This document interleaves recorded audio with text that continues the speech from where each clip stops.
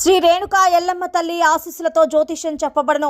స్త్రీ పురుషులకు వశీకరణం చేయబడను. జరిగింది, జరుగుతుంది, జరగబోయేది జ్యోతిష్యం చెప్పబడను. ఫోన్ ద్వారానే జ్యోతిష్యం చెప్పబడను. ప్రేమ సమస్యలు, పెళ్లి సమస్యలు, మనోవేదన, శత్రు సమస్యలు, పిల్లల పొరపాట్లు, భార్యాభర్తల సమస్యలు, ఇతర ఏ సమస్యలకైనా సరే జ్యోతిష్యం చెప్పబడను. Phone number 9520263929. హాయ్ ఫ్రెండ్స్, అందరికీ నమస్కారం అండి.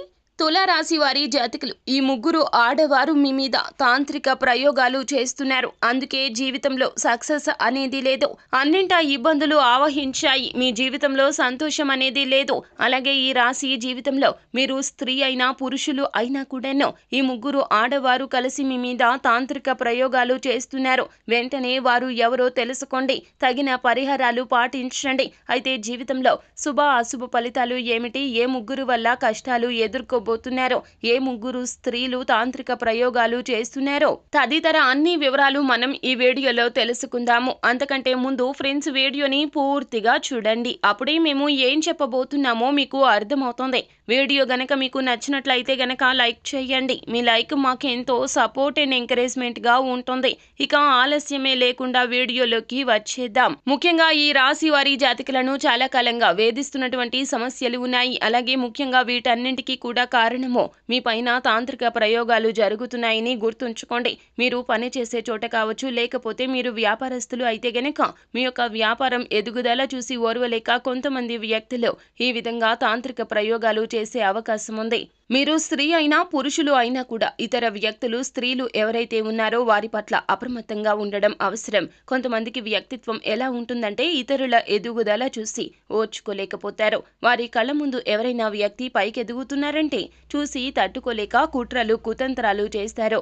వారిని ఆర్థికంగా దిగజార్చడానికి ప్రయత్నం చేస్తారు. వ్యాపారంలో నష్టపోవడానికి ప్రయత్నిస్తారు. ఉద్యోగస్తులు అయితే గనక ఉద్యోగ జీవితంలో అనేక రకాల సమస్యలు క్రియేట్ చేస్తూ ఉంటారు. ఇలా ప్రతి ఒక్క యత్నము కూడా చేస్తూ ఉంటారు. అలానే ప్రతి ఒక్కరిని అవమానించమని కాదండి, ఎవరు మన శ్రేయోభిలాషులు, ఎవరు అనుమానంతో ఉన్నారు మన మీద, ఎవరు చెడు చేద్దాము అని చూస్తున్నారో అలాంటి వారిని గుర్తించే ప్రయత్నం చేయండి. వారి మాట ద్వారా కావచ్చు, లేదా మనతో ఉండేటటువంటి పద్ధతి ద్వారా కావచ్చు, వారు మంచి చేసేవారా చెడు చేసేవారా అనేది ఖచ్చితంగా అర్థమవుతుంది. మీరు మీ కుటుంబ సభ్యుల్లో కూడా ఉండవచ్చును ఆ ముగ్గురు స్త్రీలు. అయితే ఇలా తాంత్రిక ప్రయోగాలు చేస్తున్నటువంటి స్త్రీలు మీ యొక్క జీవితంలో ప్రముఖ పాత్ర పోషిస్తున్న వారు కూడా కావచ్చును. వారి విషయంలో జాగ్రత్తగా ఉండండి. శివారాధన మీకు ఎంతో మేలు కలగచేస్తుంది వీరి నుంచి తప్పించుకోవడానికి. అలాగే కొన్ని పరిహారాలు పాటించడం వల్ల కూడా మేలు కలిగే అవకాశం ఉంటుంది. రావి చెట్టు మహిమ గురించి మన పురాణాలు చాలా వరకు చెప్తూనే ఉంటాయి. దేవతా వృక్షంగా మన శాస్త్ర ప్రకారం రావి చెట్టును భావించడం జరుగుతుంది. అయితే ఈ రావి చెట్టు వద్ద చిన్న పరిహారం చేస్తే గనక తాంత్రిక ప్రయోగాలు అన్నీ కూడా తొలగిపోతాయి. మీరు చేయాల్సింది ఏమిటంటే గనక ఇంట్లో ముందు ఈ పరిహారం చేసుకోండి. అమావాస్య రోజు రాత్రి సమయంలో ఈ పరిహారం చేయాల్సి ఉంటుంది. దాని తాలూకా ప్రతిఫలితం ఖచ్చితంగా దక్కుతుంది. అయితే మీరు చేయాల్సింది ఏమిటి అంటే గనక అమావాస్య తిథి నాడు రాత్రి సమయంలో ఒక రాగి చెంబు తీసుకుని, రాగి చెంబు ఇంట్లో లేకపోతే స్టీల్ చెంబు తీసుకోండి. దానిలో నిండా నీటిని నింపండి. ఆ తర్వాత చెంబులో పిడికెడు గల్లు ఉప్పు వేయండి. ఆ తర్వాత చిటికెడు పసుపు, చిటికెడు కుంకుమ కూడా వేయండి. కొన్ని నల్ల ఆవాలు వేయండి.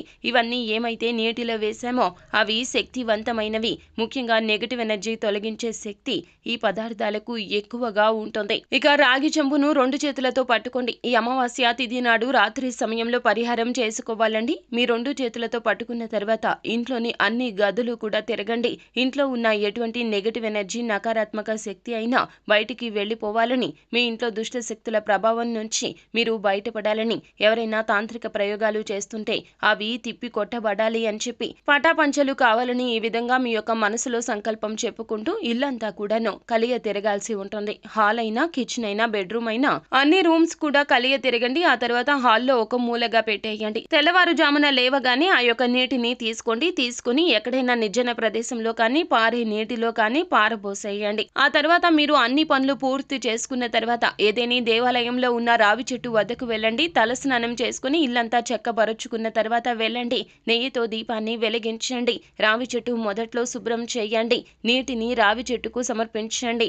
అమ్మవారితో ఏ విధంగా అయితే కష్టాలు చెప్పుకుంటారో రావి చెట్టుతో కూడా అలాగే మీ కష్టాలు చెప్పుకోండి. ఖచ్చితంగా ఇంట్లో ఉన్న నెగటివ్ ఎనర్జీ పోగొట్టుకుని పరిహారం చేసుకున్నాక రావి చెట్టు వద్దకు వెళ్లి ఈ విధంగా చెప్పుకోవడం రీత్యా మీ పైన చేసిన తాంత్రిక ప్రయోగాలు తిప్పికొట్టబడ్డమే కాకుండా మీ యొక్క పరిస్థితులు మారతాయి, మంచి అవకాశాలు వస్తాయి, మీ జీవితం మొత్తం కూడా సమూలంగా మార్పు చెందుతుంది.